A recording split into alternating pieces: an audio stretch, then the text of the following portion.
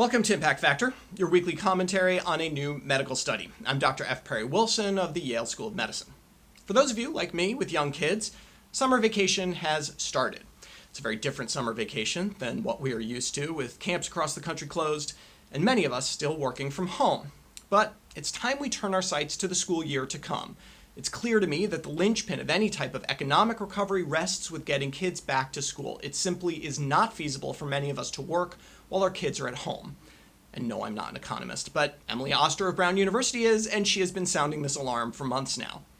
And while we've all gotten better at remote learning over the past few months, I'd be hard-pressed to find anyone willing to argue that the quality of education is as high via Zoom as it is in person. So, how do we get kids back to school?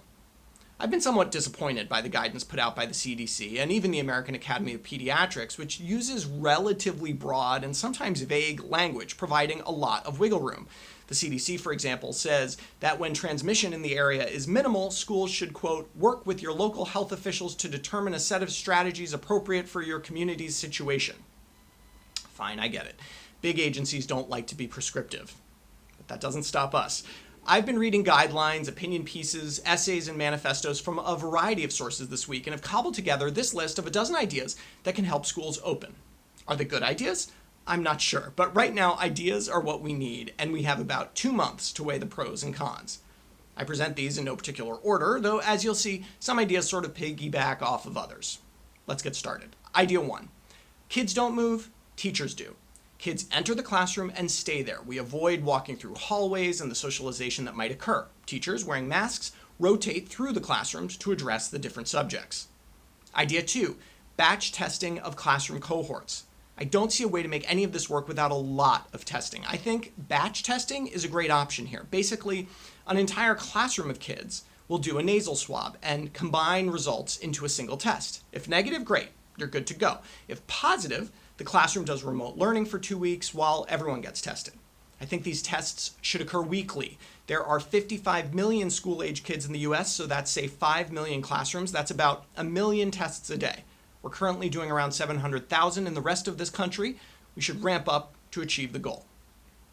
Idea 3, get outside. A lot. Staying in the classroom all day leads to a lot of pent-up energy. We need more recess. Not 15 minutes twice a day, a couple of hours a day at least.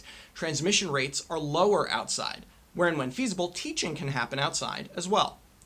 Idea 4, get creative with classroom orientation. Consider putting kids in a circle as opposed to a rectangle, maximizing the distance projected droplets may travel. And speaking of droplets, let's vent classroom air to the outside using simple fans in the windows if nothing else.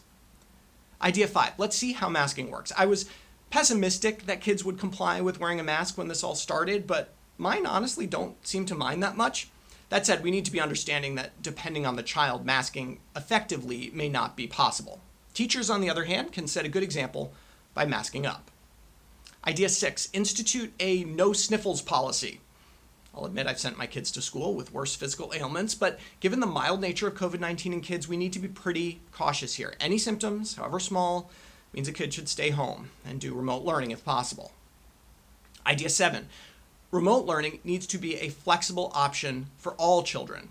There are kids who are at risk who would be best served staying home. There are kids who live with at-risk adults who may want to stay home. I think these decisions should be left to the parents, but regardless of the decision, they still need to learn. Schools need to have an online parallel curriculum of some kind. Idea 8, protect teachers. Teachers, being adults with more impulse control, are in a much better position to protect themselves than children, but are clearly at higher risk.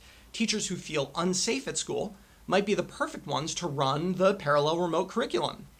Teachers need a clean school, kids who understand the risk, and personal protective equipment. And if I hear one story about a teacher spending money out of his or her own pocket to buy masks or cleaning equipment, I am going to lose it. Idea 9, teach the kids what's going on. We don't need to scare them, and we need to make the education age appropriate. But it is just as important to teach why we are washing our hands as how to wash our hands. Idea 10, get the kids to school safely. Parents who can drop their kids off should be encouraged to do so to thin out the buses and public transport options.